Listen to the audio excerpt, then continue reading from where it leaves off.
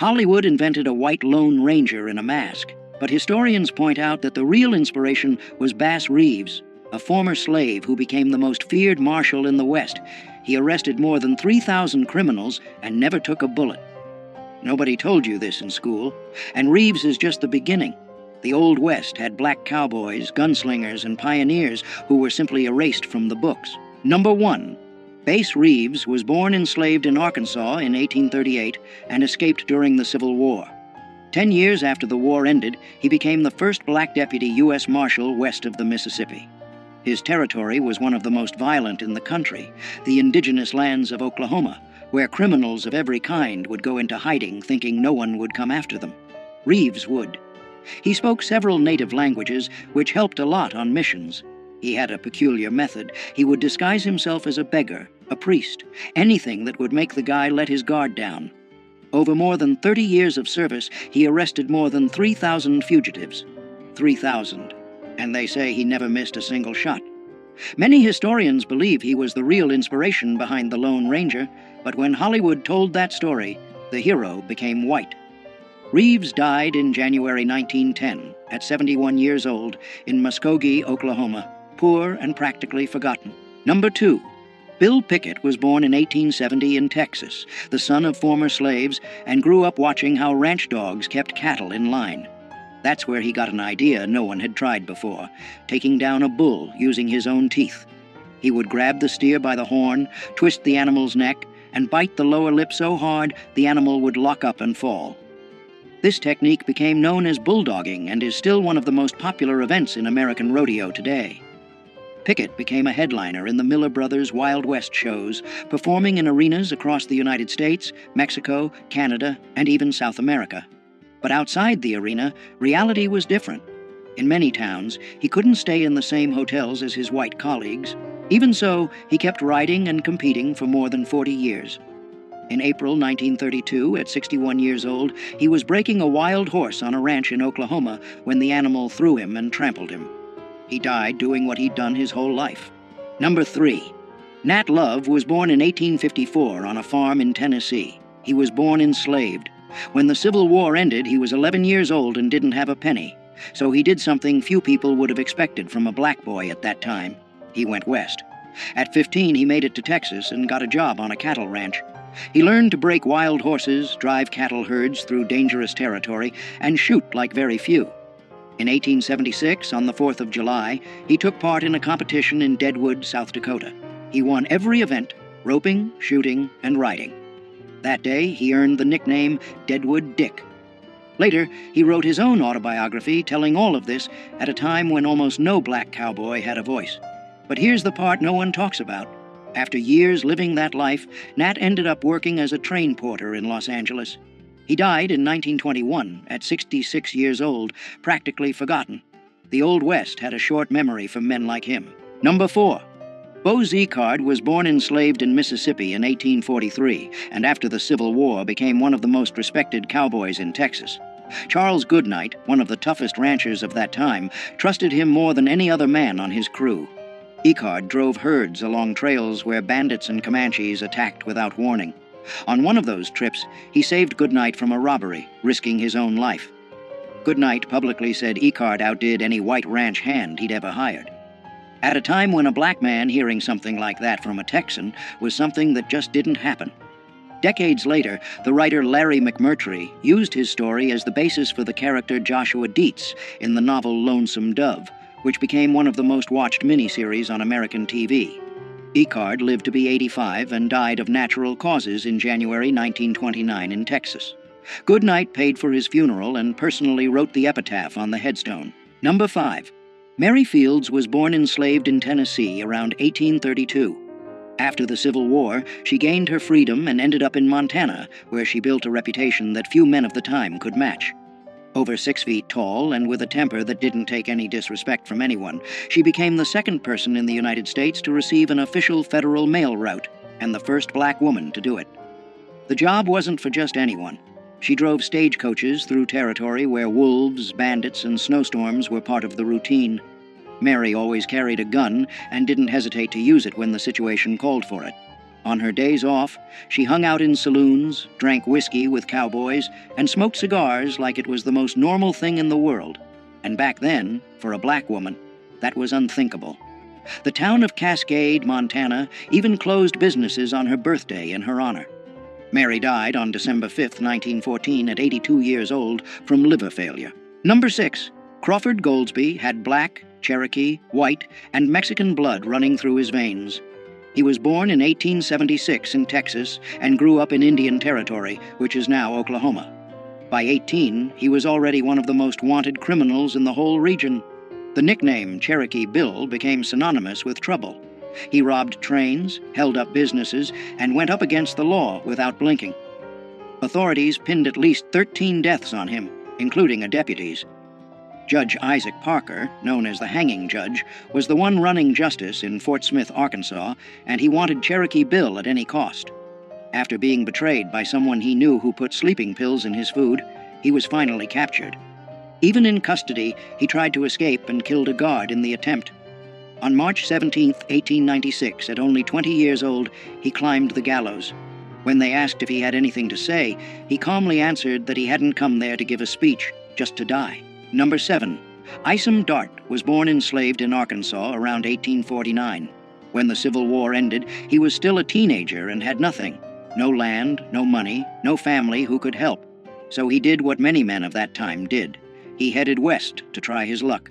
But his luck came with a price. He started out stealing cattle and horses in Wyoming, and he was good at it. He changed names like changing shirts. He lived for a while among Native Americans, learned how to disappear into the brush like he'd never existed. The authorities couldn't catch this guy. But here's the part not many people know. He tried to change his life. He bought a small ranch and tried to live honestly. The problem is, when you've got a past like that, the past comes to collect.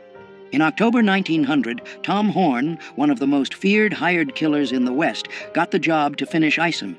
An ambush on Cold Spring Mountain was all it took. One clean shot, and Isom Dart went down at 51 years old. Number 8. This is George McJunkin. The guy was born enslaved in Texas in 1851 and never had access to any school. Even so, he taught himself to read and became one of the most respected cowboys in New Mexico. But what makes his story truly impressive has nothing to do with cattle. In 1908, after a major flood near the town of Folsom, McJunkin found huge bones sticking out of the ground in a ravine. He realized that wasn't normal.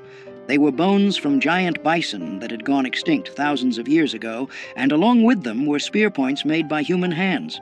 The problem was, nobody took him seriously at the time. McJunkin spent years trying to get scientists to pay attention to that place. He died in 1922 without seeing any recognition for his discovery. Only after his death did researchers finally go to the site and confirm that humans had been living in the Americas for at least 10,000 years. That changed everything science believed up to that point. Numero 9. Jim Beckwourth was born enslaved in Virginia in 1798, but his life took a turn that few people would expect. While still young, he gained his freedom and went west to work as a trapper, hunting beaver pelts in the mountains. During his travels, he ended up being adopted by the Crow tribe, where he rose through the ranks until he became a war chief. That's right, a former enslaved man leading warriors in one of the most respected tribes of the Great Plains. Beckwourth also discovered a pass in the Sierra Nevada mountains that still bears his name today, a route that helped thousands of settlers reach California. He lived between two worlds his whole life, moving between white society and native people without fully belonging to either side. He died around 1866 at 68 years old, and what makes his death even more intriguing is the theory that the Crow themselves may have poisoned him during a ritual because they believed his spirit would bring lasting strength to the tribe. Number 10. York was born enslaved to the Clark family around 1770 and was taken on the expedition that crossed the American continent between 1804 and 1806. During the journey, something curious happened. Several indigenous tribes had never seen a black man before. Some tried to rub his skin, thinking it was paint or dirt. The Mandans were so fascinated that they treated him almost like a supernatural figure. York hunted, fought, and faced the same dangers as any other member of the group, but when the expedition ended, he returned to being enslaved. He asked William Clark for his freedom several times and was refused. Historians disagree about what happened next. Some accounts say Clark finally freed him years later, while others suggest he ran away. What is known is that York probably died around 1832, a victim of cholera, without ever receiving the recognition the other explorers got. Number 11. In 1856, a woman who had been someone else's property her whole life walked into a Los Angeles courtroom and did something few people had the courage to do back then. Bridget Biddy Mason sued her own owner for her freedom, and she won. But what came next is even more impressive. Born enslaved in Georgia in 1818, Biddy was forced to walk nearly 1,300 miles on foot to the American West, taking care of cattle and children along the way. After gaining her freedom, she worked as a midwife and started saving every penny. With that money, she bought land in downtown Los Angeles when the city was still small and dusty. Those properties went up in value in a way nobody expected. Biddy became one of the wealthiest women in the area and used that fortune to help people in need, founding churches, shelters, and donating to struggling families. She died in January 1891 at 72 years old, from enslaved to millionaire at a time when the laws were working against everything she stood for. Number 12. Clara Brown was born enslaved in Virginia around 1800 and spent more than 5 decades without freedom. When she was finally freed, she was already 56 years old. Most people at that age would think about resting, right? Not her. Clara headed straight to Colorado during the gold rush, working as a cook and laundress in miners' camps. The detail few people know is that she spent almost none of what she earned. Every penny was saved for a goal she never gave up on, finding her family, who had been sold and separated decades earlier. With the money she built up, Clara helped dozens of formerly enslaved people get settled in Colorado, paying for trips and offering housing. In Denver, she became known as the city's angel, and after years of searching, already in her 80s, she managed to reunite with her daughter, Eliza Jane. Clara died in October 1885 at 85 years old, proving that determination doesn't have an expiration date. Number 13. This is Kathy Williams, and her story is one of the most surprising of the post-Civil War era. Born enslaved in Missouri in 1844, she gained her freedom when Union troops occupied the area. But being free didn't mean having opportunities. With no money and no options, Kathy made a choice that few people would have had the courage to make. In 1866, she showed up at a recruiting station using the name William Cathay and enlisted in the 38th Infantry Regiment, the famous Buffalo Soldiers. For 2 years, she marched hundreds of miles across New Mexico under the blazing sun, slept in tents with other soldiers, and went through medical inspections without anyone discovering the truth. It was only when she became seriously ill that an Army doctor revealed that William Cathay was, in fact, a woman. She was discharged and spent the rest of her life in Colorado, working as a laundress and cook. She died around 1893, poor and almost forgotten. She is the only documented woman to have served in the Buffalo Soldiers. Number 14. Louisa Marchbanks was born enslaved in Tennessee in 1833 and gained her freedom after the Civil War. She headed west and ended up in Deadwood, South Dakota, right in the middle of the gold rush. There, she became known as Aunt Lou, the woman who fed hungry miners who showed up with nothing in their pockets. Her reputation in the kitchen grew so much that she ended up cooking meals even for presidents of the United States. What stands out in her story is how a woman who started life without even having rights over her own body managed to become one of the most respected figures in a violent town run by armed men. In Deadwood, where the law barely existed, it was her food that brought people together. Aunt Lou later moved to Wyoming, where she kept cooking and was loved by everyone around her. She died on March 17, 1911, at 78 years old, of natural causes, leaving a legacy that few cowboys of that time could match. Number 15. Jesse Stahl was the kind of cowboy who made the whole crowd drop their jaws. Back in the early 1900s, he ruled the rodeos of the American West like very few could. The problem was that because he was black, the judges simply refused to give him the scores he deserved. It didn't matter how much better he was than the other competitors. Winning almost never came. In one famous moment, Stahl decided to ride a wild bronc, sitting backward in the saddle, just to prove that even like that he was better than everyone there. The message was clear, and the crowd got it right away. Born around 1879, he spent decades traveling the rodeo circuit, taking on not just horses trying to throw him to the ground, but a whole system trying to erase him. He died in 1935. at 56 years old, without ever getting the recognition he deserved in his lifetime. Today, he's considered one of the greatest cowboys who ever lived. Number 16. Most people don't even realize that there were black doctors in the Old West, let alone a black woman practicing medicine at a time when many white people couldn't even get into college. Henrietta Stewart was born in Canada in 1858, at a time when being black already meant carrying the weight of the world on your shoulders, and being a woman made everything even harder. Even so, she achieved something very few people of her time did: a medical degree. Stewart moved to New Mexico, where she treated miners injured in the mines and also indigenous communities that had almost no access to any kind of medical care. Racism was constant, but she just didn't stop. She kept knocking on patients' doors, treating anyone who needed it, without asking about color or background. In a territory where life expectancy was short for anyone, Henrietta lived to be 93, passing away in 1951 of natural causes, having survived just about everything the West threw at her. Number 17. Charlie Sampson was born in Los Angeles in 1957, far from the ranches out in the country. Even so, he decided to get into one of the most brutal sports out there: bull riding. In the 70s and 80s, the professional rodeo circuit was almost entirely white. Sampson not only got in, he dominated. In 1982, he won the PRCA world title in bull riding, becoming the first black man to win a world rodeo championship. The road there wasn't easy. On top of the prejudice he faced in arenas all over the country, his body paid a heavy price. Broken ribs, concussions, ruined knees. Bull riding is risky for anyone, but he kept coming back. What a lot of people don't know is that his win opened doors for other black cowboys who had been ignored by the history of the American West for more than a century. Number 18. Ben Hodges was born around 1856 in Kansas and grew up in a world where a black man had few chances to get ahead in the Old West. But he found a very different path.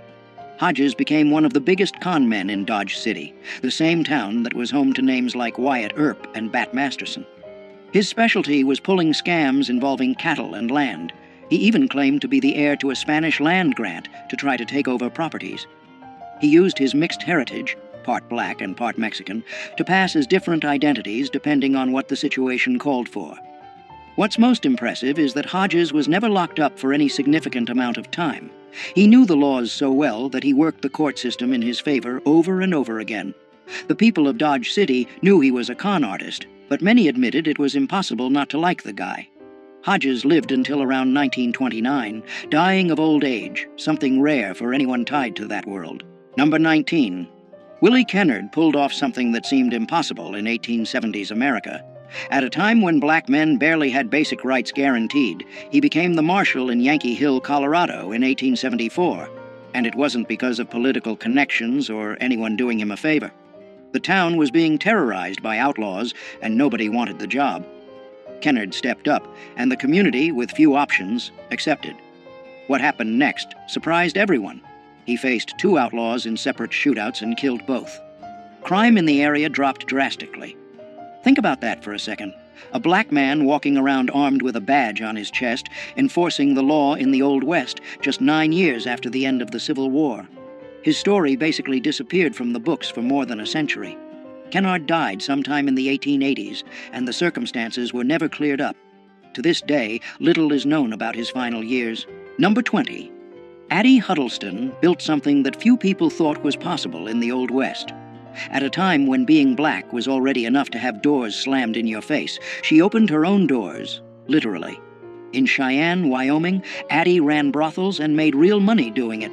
We're not talking pocket change. She built up property and a sizable fortune in a territory where most black women could barely get domestic work. The most curious part is how she moved between 2 hostile worlds, the underworld of saloons and brothels dominated by white men, and a society that saw her as inferior because of her skin color. Even so, Addie thrived. Powerful men in town visited her establishments, which gave her a kind of informal protection. She died of natural causes in the 1880s, something rare for anyone in that line of work. While many madams ended up broke or murdered, Addie left the scene on her own terms.